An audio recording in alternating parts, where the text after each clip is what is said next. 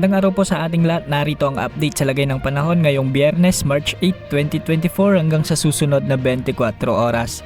Sa kasalukuyan ay maaliwalas at mainit na panahon ang aasahan sa malaking bahagi ng bansa, dulot pa rin ng umiiral na easterlies na siyang magiging dahilan ng mataas na tsansa ng mga pag-ulan sa silangang bahagi ng ating bansa. Samantala umiiral muli ang hanging amihan sa Northern Luzon at inaasahang magdudulot din ito ng makulimlim na panahon na may mga tsansa ng pag-ulan sa may bahagi ng Cagayan Valley, Batanes at Babuyan Islands.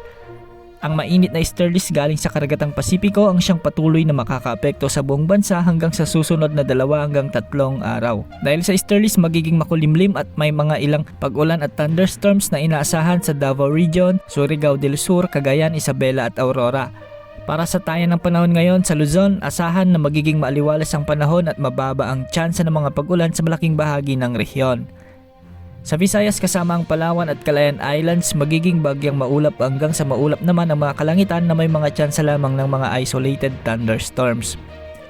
Sa Mindanao, asahan naman ang matinding init sa malaking bahagi ng rehiyon dahil sa umiiral na easterlies maliban sa bahagi ng Davao Region at Surigao del Sur na posibleng makaranas ng minsang malalakas na ulan dulot ng isang easterlies pa rin. Maliwalas at mainit na panahon naman ang inaasahan sa Metro Manila at nalalabing bahagi ng bansa na may mga tsansa pa rin ng mga localized thunderstorms. Samantala bumubugsong muli ang malamig na amihan o northeast monsoon simula ngayong araw at makakaapekto ito sa Luzon sa weekend at sa susunod pang mga araw.